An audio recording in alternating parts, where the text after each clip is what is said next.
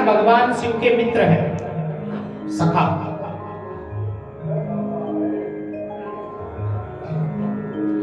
कुबेर कैसे बने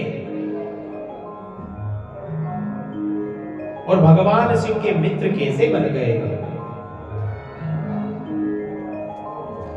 एक बार की बात है कि काम्पिल्य नाम का एक नगर था और उस नगर में यज्ञदत्त नाम के एक ब्राह्मण रहते थे महाराज।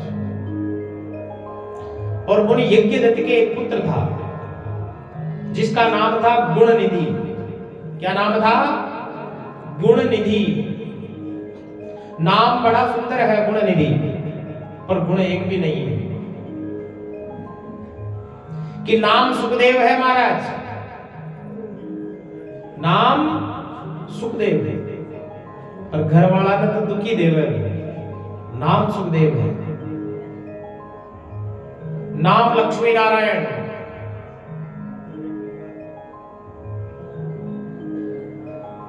पर कभी 10 रुपए मांग ले तो उसकी जेब से नहीं निकले, है ही नहीं, काम धंधा करता ही नहीं।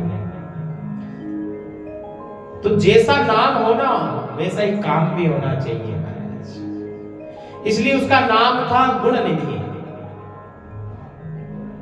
गुणनिधि बाल्यकाल में ही कुसंग में पड़ गया महाराज। बालक जो होते हैं ना, बालक कुमार, शास्त्र भी कहता है कि मतलब 12 वर्ष से लेकर के 16-17 वर्ष तक आपकी संपूर्ण दृष्टि आपके बालक बालिका पे होनी चाहिए। 12 से 17 के बीच ये बिगड़ने की उम्र है और यही सुधरने की उम्र है। अब गुणनिधि के जो पिता थे वो तो प्रखंड विद्वान थे महाराज। गांव शहर में उनका नाम था, पर माता के लाड और प्यार से गुणनिधि बिगड़ गया। माता अधिक स्नेह करती थी पुत्र से। कोई क्रम नहीं करता, वेद शास्त्र के विपरीत बातें करता। गुणनिधि अब तो ब्राह्मणों का अपमान करने लगा।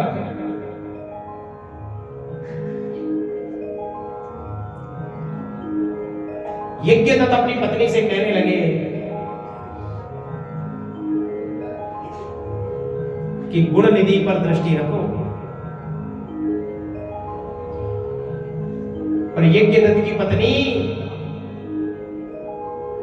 गुणनिधि पर दृष्टि नहीं रख पाई और गुणनिधि धीरे धीरे गहरे कीचड़ में चला गया, दलदल में फंस गया महाराज।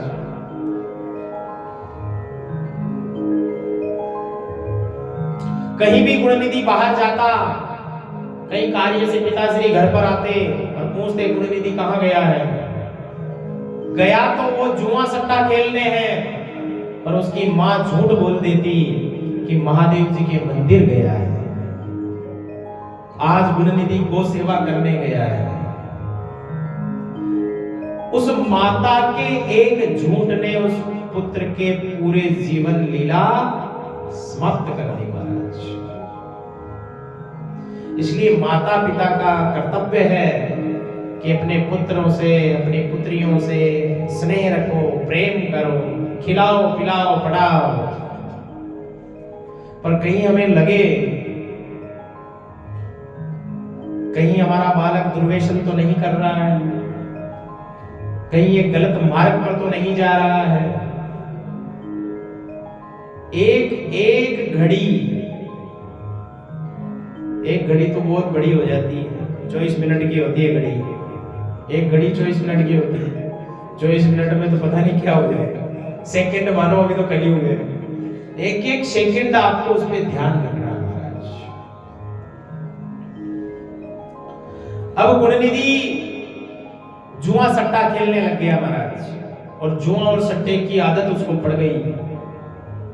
धीरे धीरे घर में रखे हुए सोने चांदी के आभूषण ले जाकर जुए में लगा दिए महाराज। जब घर का धन समाप्त हो जाए तो फिर बाहर जाना पड़ेगा चोरी करने। गुणनिधि बड़ा चोर बन गया, यहां तक कि घर में भोजन बनाने के पात्र, इन पात्र को भी ले जाकर गुणनिधि ने जुए में लगा दिए महाराज। घर में जो पात्र होते हैं ना भोजन बनाने के, वो भी ले गया।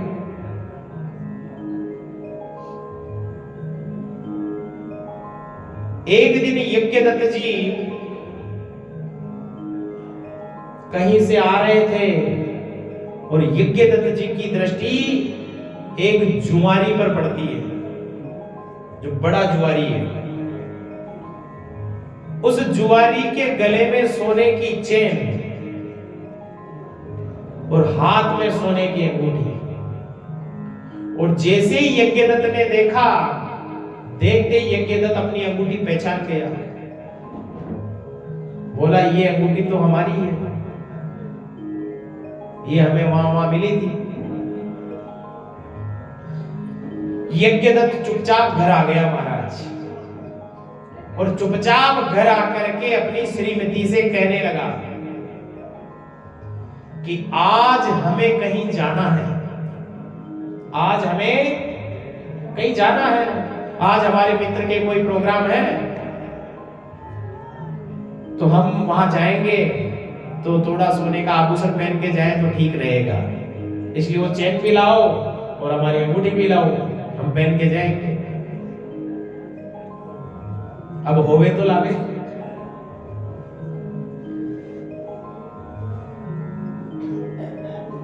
गुणनिधि की मां यज्ञदत्त के सामने मायूस खड़ी है, बोलने के लिए शब्द नहीं है। तब यज्ञदत्त ने कहा कि श्रीमती जी, हमारे ही पुत्र ने हमारे ही घर में चोरी करके सारा धन बाहर जुए में लगा दिया। आज वो जुआरी मुझे मिला, मैंने उसके हाथ में अपनी अंगूठी देखी, अपनी चेन देखी, तो मन बड़ा व्याकुल हुआ, इसलिए आकर के हम आपसे पूछ रहे हैं, कहां है गुणनिधि को बुलाओ। अब गुणनिधि इधर उधर छिपता फिरे, पिता के सामने नहीं है।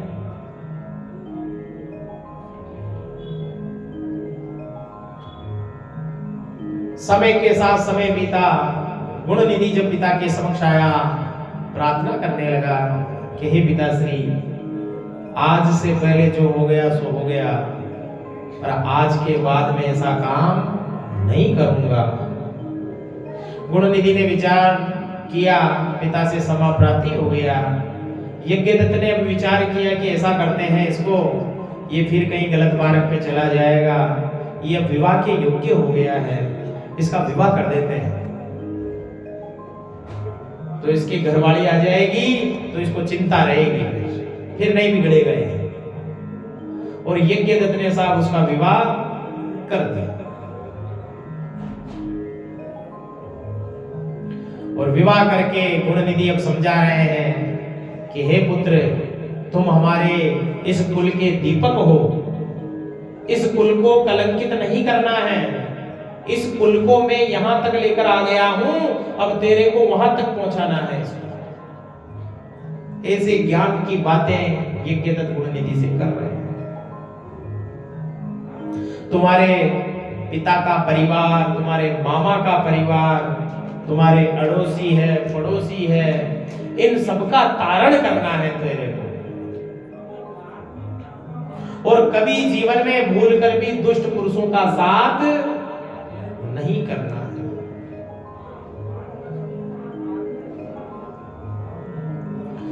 और इसी प्रकार गुणनिधि और यज्ञदत्त जी की वार्तालाप हुई।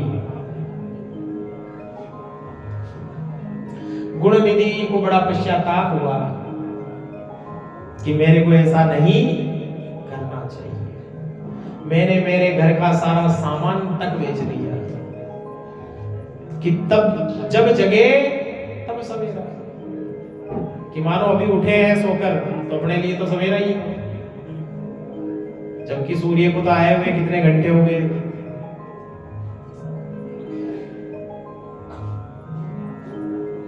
और इसी प्रकार समय के साथ समय बीता।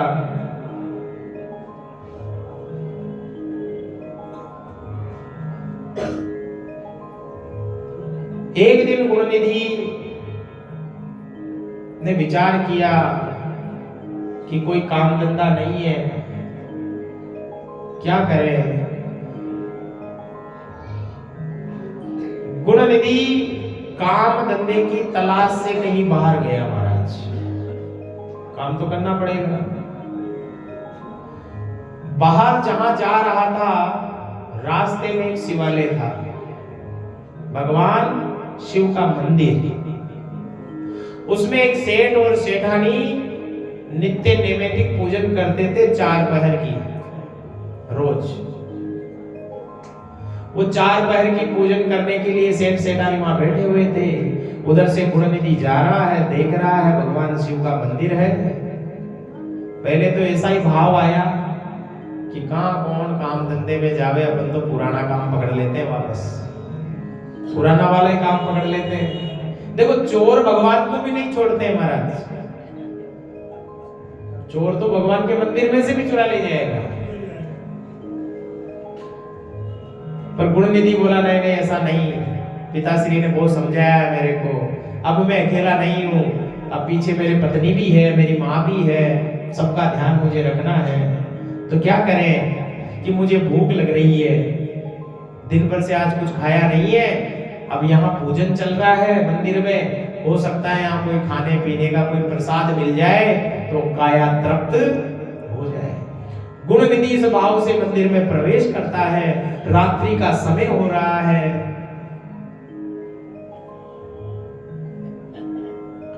रात्रि का निश्चित काल का समय 12-1 बज रही है। सेठ सेठानी भी विश्राम पा रहे थे कि अब तो तीसरे पहर की पूजा करेंगे 12 बजे के बाद, तो विश्राम पाने लग गए। और जैसे ही गुणनिधि मंदिर में प्रवेश करता है, गुणनिधि को क्या दिखता है?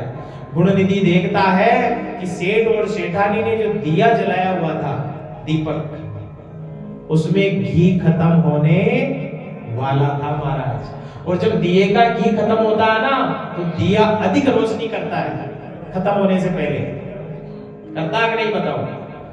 और जैसे ही अधिक रोशनी हुई, गुणनिधि को विचार आ गया कि आज ये मेरे सेठ सेठानी पता नहीं कौन है, इनकी पूजा खंडित हो जाएगी। अगर दीपक खंडित हो गया तो मुझे इसको बचाना चाहिए। तो गुणनिधि ने अपने उपवस्त्र को, उपवस्त्र जो होता है जिसको दुपट्टा अपन कहते हैं, इसको कहते हैं उपवस्त्र, ये अपने उपवस्त्र को दिए से लगा दिया महाराज। अपने उपवस्त्र को दिए से लगाया और लगा करके वहां छोड़ दिया। और छोड़कर जैसे ही प्रसाद पर दृष्टि पड़ी, सामने प्रसाद रखा है, भूख लग रही है, और जैसे प्रसाद लेने के लिए आगे बढ़ा, महाराज गुणनिधि का कदम सेठ जी के किसी परिकर के लग गया। सो रहे थे ना सब, और जैसे ही कदम लगा तो सब चिल्लाने लगे, चोर चोर चोर। सब जाग गए और जाग करके गुणनिधि को पकड़ लिया महाराज, और पकड़ करके उससे कुछ भी नहीं पूछा, और सब उसके साथ दुर्व्यवहार करने लगे, सब उसको मारने लगे।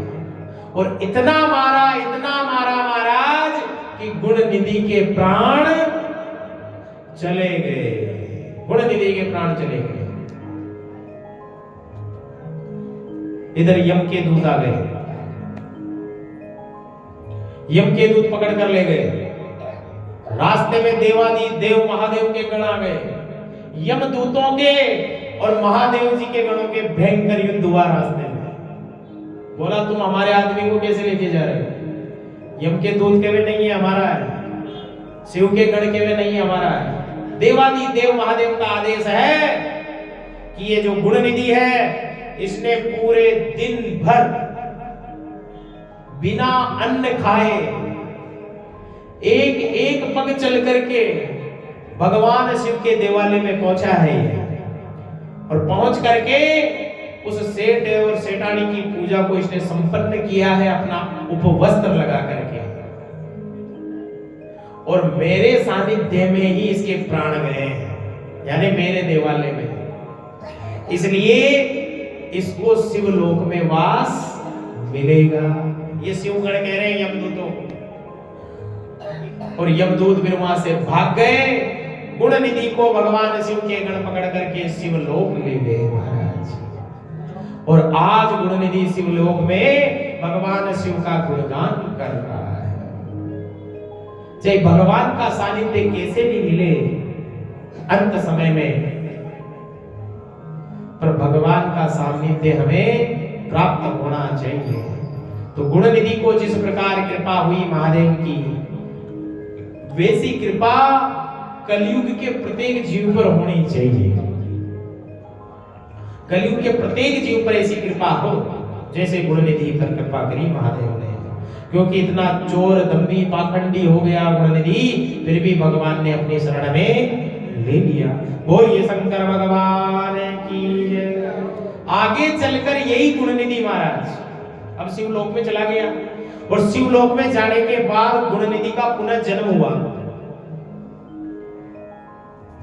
जो कलिंग देश में अरिदम का पुत्र दम बढ़कर के आया, राजा दम के नाम से हुए। और दम ने दुष्टों का दमन किया। राजा दम शिवालय में दीपदान के अतिरिक्त और कोई धर्म नहीं मानता था।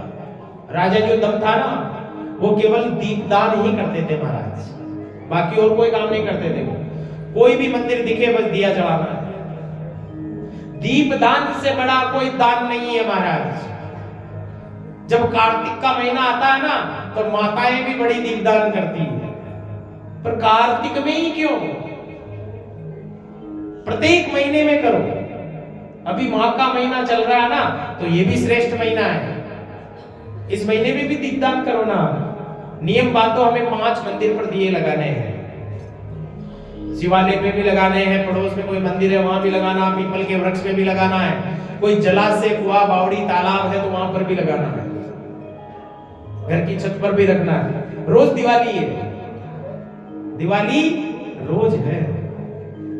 तो ये दीपदान सबसे बड़ा दान है महाराज। तो दीपदान करना चाहिए। तो राजा दम दीपदान करने लगे। अब अगले जन्म में राजा दम अलकापुरी के राजा बन गए कुबेर। राजा दम का जन्म हुआ अलकापुरी में और वहां के राजा हो गए कुबेर।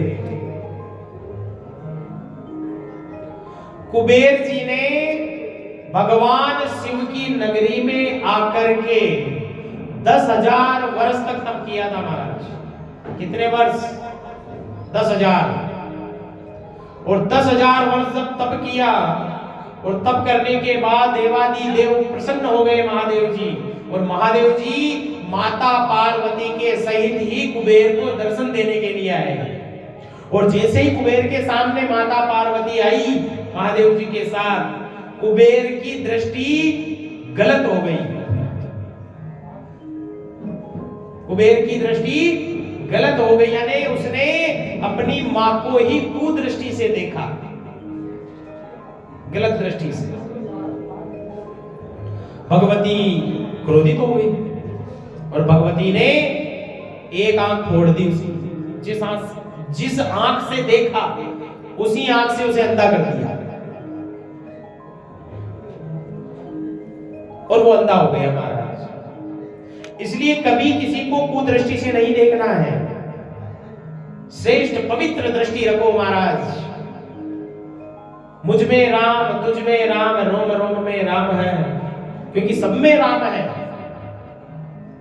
इसलिए पवित्र दृष्टि होनी चाहिए हमारी। और पवित्र दृष्टि से जो देखता है वही हरि को प्रिय है।